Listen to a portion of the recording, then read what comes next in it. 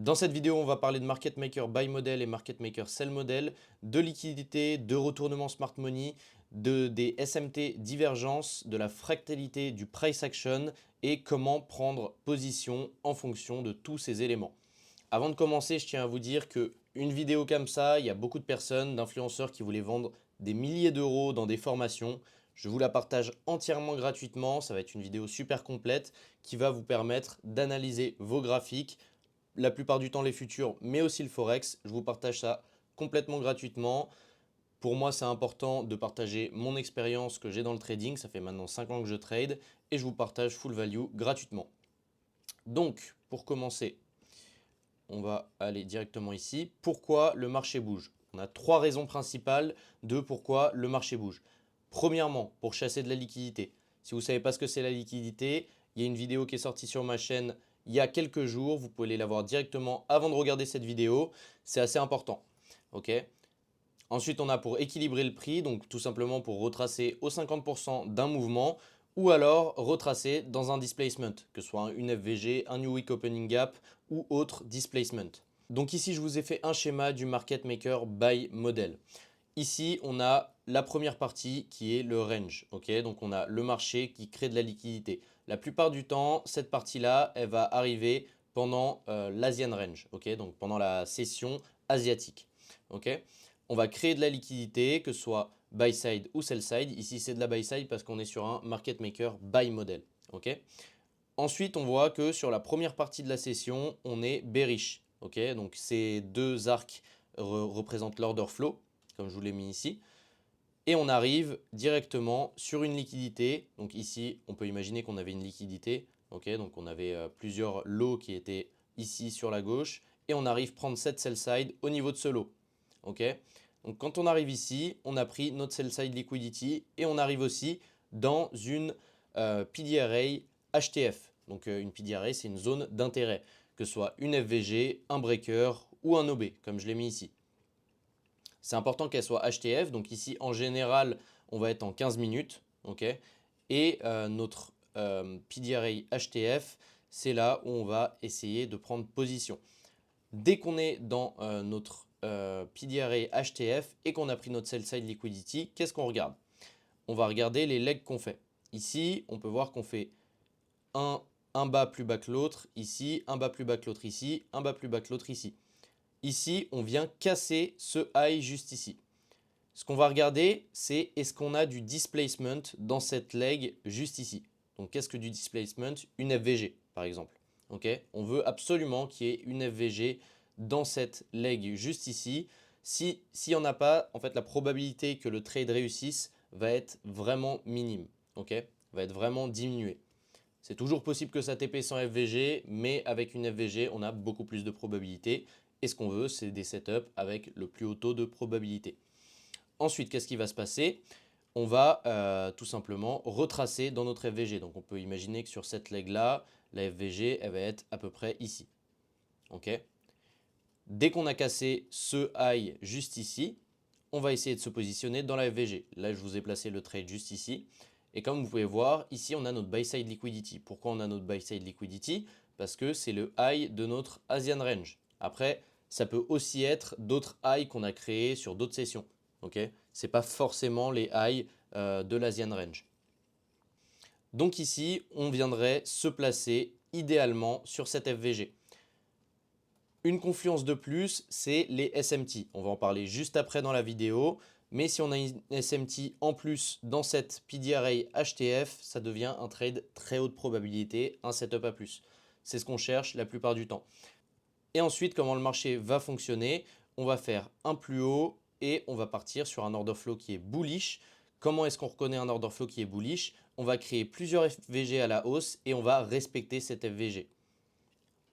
Donc ici, on peut imaginer qu'on aurait créé une autre FVG dans cette leg, qu'on va commencer à les respecter. Donc on replonge dedans pour retracer. Pourquoi le marché va bouger? Pour retracer dans une FVG.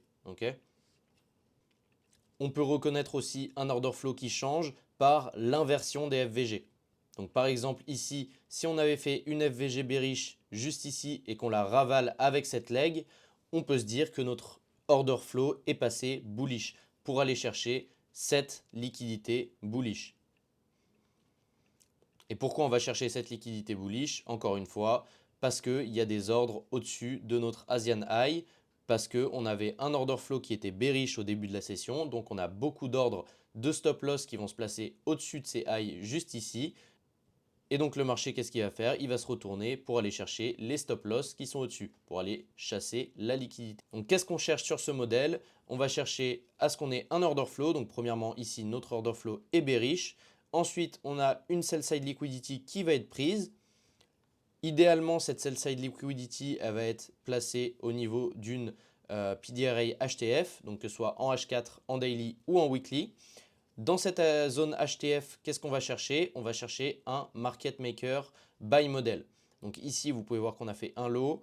Ici, on a fait ce high là. Qu'est-ce que le market maker buy model? C'est quand on va casser au-dessus de ce high juste ici, juste après cette prise de liquidité. Juste ici. Donc si on a une SMT, on va voir juste après ce que c'est. Si on a une SMT en plus juste ici, ce sera un setup très haute probabilité. Mais on n'est pas obligé d'avoir une SMT. Et ici, quand on close au-dessus de ce high là, on a le MSS, donc le Market Structure Shift. Une fois qu'on a fait ce Market Structure Shift, on veut absolument qu'il y ait une FVG dans cette leg là. Pourquoi? Parce que c'est la preuve qu'on va avoir un order flow qui change. Et ensuite, ce qu'on peut faire, c'est placer notre stop loss sur la prise de liquidité juste ici, la dernière prise de liquidité, et un TP sur la buy side liquidity. Et une fois qu'on voit que les FVG bullish commencent à être respectés, on va pouvoir voir que l'order flow commence à changer. Donc maintenant, qu'est-ce qu'une SMT? Une SMT, ça va être une divergence entre deux actifs. La plupart du temps, quand on trade sur les futurs, donc moi personnellement, je trade sur le Nasdaq, donc mes SMT, elles vont être entre le Nasdaq et le S&P 500. Okay, c'est deux indices qui sont très corrélés et donc quand on a des divergences, ça nous donne des indications sur lequel est le plus haussier ou lequel est le plus baissier. Okay, donc par exemple, ici sur cet exemple, on va essayer de partir long sur un des deux actifs. Ici, on a une trend bearish, donc ça peut être dans notre schéma, ça va être à cet endroit-là. Okay, comme je vous l'ai dit juste avant, c'est ici qu'on va chercher notre SMT. Quand on a pris notre sell side liquidity et qu'on est dans notre HTF PDRA. Donc maintenant, on revient ici. On peut voir qu'on a notre premier NQ qui va faire un low, un high et qui va aller chercher le low juste ici et prendre cette liquidité. Okay, et ensuite, il va aller casser un peu plus haut. Mais d'un autre côté, on a le S&P 500 qui va faire un low, un high et qui, lui, ne va pas prendre cette liquidité-là. Qu'est-ce que ça veut dire? Ça veut dire que le S&P 500 est beaucoup plus bullish que le Nasdaq. Pourquoi? Parce qu'il est directement reparti bullish ici sans prendre la liquidité en dessous. Et il a directement fait un bas plus haut que celui d'avant. Alors que le Nasdaq, lui, il a dû faire un bas plus bas avant de casser sa structure. Donc, dans ce modèle-là, ce serait plus intéressant de rentrer sur le S&P 500. Bien sûr, ça marche à l'inverse aussi sur un market maker sell model. Donc, quand on veut rentrer short, il faudra qu'il y en ait un qui fasse un high plus haut et l'autre qui fasse un high plus bas, tout simplement. Ça marche non seulement avec les indices, donc le Nasdaq et le S&P 500, mais aussi on aurait pu mettre l'euro, USD et le dollar index, tout simplement. On peut aussi utiliser les divergences entre ces deux-là. Ça marche super bien et c'est une confluence en plus à utiliser. Maintenant, comme je l'ai dit précédemment, personnellement, je ne base pas mes modèles sur les divergences. C'est une confluence en plus qui va me donner plus de probabilités, mais s'il n'y en a pas, je peux prendre le trade quand même. Donc ici, on va directement voir un exemple de market maker buy model. Ici, on est en H4, on a une prise de liquidité HTF. On a une FVG ici, donc on a notre zone HTF aussi. On a une FVG ici, elle est petite mais elle est présente. Je parle bien de la FVG. Ensuite, on va aller en 15e. On voit qu'on a ici notre buy side liquidity, okay, qui correspond d'ailleurs au Asian High, comme je vous l'avais expliqué tout simplement dans le market maker buy model dans le schéma. Okay. Donc on a toute cette liquidité au-dessus. On a un order flow qui commence par être bearish au début de la journée et ensuite on arrive sur 9h30, l'open des marchés US. On prend notre liquidité en bas et maintenant on va descendre en time frame. On va passer en 5 minutes ici et en 1 minute. Et en 1 minute, qu'est-ce qu'on va observer? on va observer que juste sur cette mèche-là, on prend notre liquidité principale. Ok, on a fait une petite prise de liquidité ici. Donc notre break of market structure, il est juste ici. Notre market structure shift, pardon. Ici, on casse la structure en passant au-dessus de ce high. Mais dans cette leg-là, on n'a pas de FVG. Ok, donc qu'est-ce que je vous ai dit quand on n'a pas de FVG? Eh ben, la probabilité que le trade réussisse est beaucoup plus basse. Donc, qu'est-ce qu'on attend? On attend qu'une FVG se crée. Ici, on ne revient pas en dessous avec cette mèche, mais on aurait pu revenir en dessous, ça serait revenu au même. Et ici, qu'est-ce qu'on crée? On crée une FVG en 1 minute et en plus une FVG qui est assez grande. Donc, on a notre displacement et on revient casser au-dessus de ce high encore une fois. Et donc ici, on a toutes nos convergences. On a notre prise de liquidité HTF juste ici. On a notre FVG HTF que je vous ai montré juste avant. On a notre market structure shift juste ici. On a notre displacement en 1 minute qui est juste là. Et donc, on peut venir se placer sur notre FVG juste ici. On met notre stop loss comme d'habitude sur la prise de liquidité, okay, pour avoir un stop loss assez fiable. Et ensuite, on observe comment le marché réagit. Le take profit final est tout simplement sur la buy side liquidity, celle que je vous ai montré juste avant. Mais on va aller voir d'abord comment le prix réagit. Ici, on peut voir qu'on crée une grosse FVG. On va directement réagir dessus. Le price action n'était pas super propre sur le début de la session. Ensuite, on va rechercher cette FVG. On réagit bien dedans. Et comme vous pouvez voir ici, qu'est-ce qui se passe? On crée une FVG juste ici. On va réagir dedans une fois. Ok. On revient retracer dedans. On réagit dedans. On la respecte. Ici, on vient recréer une FVG. Hop, une FVG bullish qu'on vient respecter. On reprend de la liquidité. Et ici, on a un gros retracement qui vient retracer jusqu'ici, jusqu'à cet order block qui est juste ici. Mais on a toujours notre order flow qui est bullish. Et ensuite, quand on va regarder en plus grosse time frame, ce qu'on peut voir, c'est qu'en 15 minutes, on a aussi un setup qui est prenable. Donc on a notre prise de liquidité HTF qui est toujours ici. Sauf que ce qui change, c'est quoi? C'est que notre market structure shift, il est juste là. Parce qu'ici, on a notre prise de liquidité en 15e qui est juste ici. Et donc, notre cassage de structure, il est là. On a notre FVG qui est juste ici, donc notre displacement qui est présent. Donc, on aurait pu rentrer en attendant sur cette FVG ou alors sur le breaker block juste ici. Donc, par exemple, si on rentrait sur le breaker block, on aurait été pris juste là. On peut mettre notre stop loss sur la dernière prise de liquidité et un TP potentiellement sur une zone HTF un peu plus haute, donc une liquidité un peu plus haute. Et c'est ça qu'on appelle la fractalité du prix. Notre market maker buy model, il va arriver en H1, il va arriver en daily, il va arriver en weekly et c'est combiner tout simplement toutes les time frames pour avoir le setup à plus haute probabilité possible. Si on a un market maker buy model en daily, on a un market maker buy model en H4, on a un market maker buy model en 15 minutes et un market maker buy model en 1 minute, votre setup aura beaucoup plus de probabilité de réussite. Maintenant, on va se voir un exemple de market maker sell model. Donc juste ici, en H4, on peut voir qu'on a notre zone HTF qui est juste ici, donc la FVG en grise marquée ici. Et on peut voir aussi qu'en H4, notre order flow est très largement bearish. Donc, on a la trend HTF dans notre sens. Ensuite, on va directement se rendre en 15 minutes pour voir ce qui se passe. Et ici, on peut voir qu'on vient retracer au 50% de notre FVG H4 pixel. Maintenant, on va voir ce qui s'est passé juste en haut de cette FVG H4. Premièrement, ce qu'on peut voir, c'est qu'on a créé de la liquidité juste ici. Okay, comme on peut voir qu'on a créé de la liquidité, on laisse beaucoup de l'eau juste là. Okay, pourquoi on a créé cette liquidité? Pour aller chercher celle qu'on avait laissée juste avant. Okay, donc pourquoi le marché bouge? Pour rééquilibrer dans une FVG, okay, et pour prendre la liquidité qu'on avait laissée derrière. Ici, on a laissé beaucoup de liquidité juste avant qu'on allait chercher avec ces highs. Ok, et on a retracé dans notre FVG H4. Ensuite, qu'est-ce qui s'est passé? On a une dernière chasse de liquidité avec cette FVG juste ici. Ensuite, on vient casser notre structure juste ici avec notre market structure shift, encore une fois.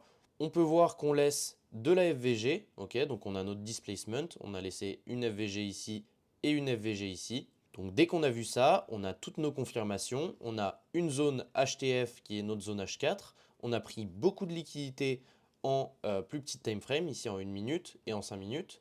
Et on a notre market structure shift. On a aussi l'order flow daily et weekly qui est avec nous. Donc on a toutes nos confirmations. Qu'est-ce qu'on peut faire? On peut directement se placer short en rentrant soit dans cette FVG, soit sur ce breaker block. Moi en général, je rentre au niveau des breaker blocks, notre stop loss sur la dernière prise de liquidité et un take profit sur la sell side liquidity qu'on vient juste de laisser. Ici, on peut voir qu'on va retracer assez haut. On va même jusqu'à notre order block 1 minute qui est juste là. On réagit directement dedans, on relaisse du displacement et ensuite on run directement au TP pour aller chercher la sell side liquidity. Quand on a un gros order flow bearish comme on a eu les dernières semaines sur le Nasdaq, ce qu'on peut faire en général, c'est de laisser un runner sur ce genre de trade parce que comme vous pouvez voir ici, on va run très très bas. Et dans ce setup 1 minute, on a en 15 minutes le même setup. On a notre zone HTF juste ici. On vient retracer, breaker block juste là. Ok, on casse nos structures, on laisse de la FVG, du displacement. Donc on peut directement se placer sur notre breaker, mettre notre stop loss au-dessus de la prise de liquidité. Et en général, moi, ce que je fais quand j'ai pas d'objectif précis, parce que ici en HTF, il n'y avait plus de liquidité en dessous, ou alors c'était des liquidités qui datent de très très longtemps. Donc ici, tout ce qu'on avait pour soutenir notre analyse, c'était le biais HTF et le contexte macroéconomique. Donc ce que je fais en général dans ces conditions, c'est que je prends 2 R fixes. C'est une stratégie qui a à peu près 65-70% de win rate. Donc je prends 2 R fixes et quand l'order flow est de mon côté, comme je vous l'ai dit, je laisse un runner. Et donc ici, encore une fois, qu'est-ce qui se passe? On vient prendre les Asian Low les Asian High qui doivent être juste ici. Okay, donc c'est encore le même modèle. On a notre market maker set modèle qui est parfait juste ici. On vient retracer dans une FVG HTF juste là. Okay, et ensuite on va aller voir en plus petit time frame qu'est-ce qui s'est passé juste ici à 9h30. Donc ici, si je ne me trompe pas, à 8h30, qu'est-ce qui s'est passé? On est allé chercher la liquidité des Asian High. On avait une annonce. Je ne sais plus si c'était CPI ou FOMC. Vendredi, c'est FOMC, c'est le premier vendredi du mois. Donc c'était FOMC qui avait lieu ce jour-là. Ok. Donc sur l'annonce, qu'est-ce qu'on fait? On va chercher notre liquidité qui est juste ici. Ok. Donc les Asian High. Et donc ici, on vient rechercher cet order block. Et qu'est-ce qu'on nous donne? On a une zone juste ici. On est dans une zone HTF. Ok. On casse notre structure juste ici. On laisse une FVG. Encore une fois, hein, juste ici. On peut rentrer soit sur notre breaker, soit sur une FVG ici, soit sur une FVG ici, ou alors une FVG ici. Et on va prendre notre TP sur la sell side qui est juste ici. Donc sur ce trade, qu'est-ce que ça aurait donné? Ok, donc on va dire qu'on est rentré short même sur la FVG la plus basse qui est celle-ci. Un stop loss juste au-dessus de la prise de liquidité. On peut le mettre ici un peu plus resserré parce qu'on a cet order block qui a bien réagi, okay, l'order block de l'annonce, ou alors on peut le mettre ici. Moi personnellement, j'aime bien être un peu plus agressif, donc je l'aurais mis ici. Et on aurait eu 1.5 R et on a l'order flow qui est soutenu aussi, donc on aurait pu laisser un runner jusqu'à 2 R. En général, je ne prends pas en dessous de 2 R, donc c'est ce que j'aurais fait. Bien sûr, rien ne vous empêche, et surtout il faut le faire, de prendre des TP partiels, ok, et de manager son trade. Donc ici, où est-ce qu'on aurait pu prendre des TP partiels? Tout simplement sur ce lot juste ici. Ok, donc dès qu'on a cassé ce lot, on peut prendre un TP partiel et venir mettre son stop loss au-dessus de ce high. Pourquoi? Parce qu'on a déjà retracé dans une FVG ici, on a déjà retracé dans cette FVG là, donc on n'a pas de raison de revenir dans ces FVG au-dessus de ce high. Si l'order flow reste bearish, on va réagir dans les FVG bearish comme on l'a fait ici. Ok, donc on a créé une FVG bearish juste ici. Et comme vous pouvez voir, on va faire une toute petite mèche juste là pour aller réagir dedans. Et ça nous prouve quoi? Ça nous prouve que notre order flow est vraiment bearish. Ok, dès qu'on commence à réagir dans les FVG bearish et à inverser les FVG bullish, ok, donc par exemple ici on a une FVG bullish en 1 minute, juste ici. Et vous pouvez voir qu'on n'a aucune réaction dedans et qu'on vient l'inverser. Quand on l'inverse, ça veut dire qu'on close en dessous de la FVG bullish. Ici, on a eu quelques réactions dans cette FVG bullish juste là, mais on est venu retracer dans cette FVG bearish, on a directement réagi dedans et ensuite on l'a inversé. Donc voilà comment vous pouvez reconnaître un market maker sell model et un market maker buy model. Donc maintenant, on va voir exactement ce que c'est la fractalité du prix pour terminer cette vidéo. Ok. La fractalité du prix, c'est quoi? C'est le fait d'avoir un modèle dans un modèle dans un modèle. Et ça va dépendre de la time frame. Ok. Donc on peut avoir un market maker buy model comme celui-ci, ok, en daily. Ok. Donc on a notre market maker buy model qui est juste ici. Et ensuite, dans cette zone ici, dans cette FVG, on va avoir un market maker buy model en H4 par exemple. Ok. Et ensuite, dans cet H4, on va avoir un market maker buy model en 15e, comme on l'a vu sur les exemples précédents. Et donc le but pour avoir le win rate le plus élevé possible, c'est de chercher un market maker buy model dans un autre modèle HTF. Okay, donc comme je l'ai dit ici, on a notre market maker buy model en daily. On va chercher notre market maker buy model en H4 dans cette zone-là. Et ensuite, quand on arrive dans un order flow qui va être bullish vers notre buy side liquidity, on va chercher d'autres market maker buy model en plus petit time frame. Donc là, imaginons qu'on soit en daily. On va avoir une autre zone d'intérêt, donc une autre FVG en daily, par exemple celle-ci. Et dans celle-ci, on va rechercher un market maker buy model après ce retracement.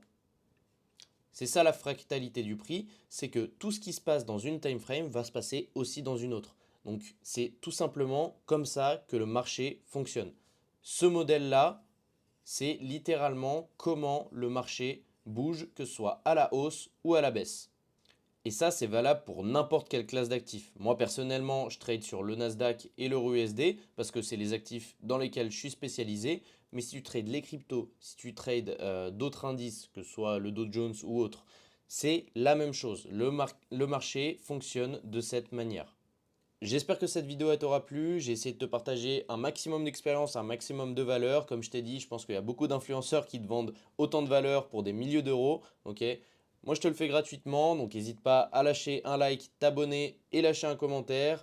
Ça me ferait vraiment super plaisir. Et si tu veux des analyses détaillées tous les jours, tu peux rejoindre mon Telegram qui est dans la description. Et si tu veux prendre un call avec moi directement pour avoir un coaching personnalisé, il y a le lien aussi dans la description. Allez, ciao!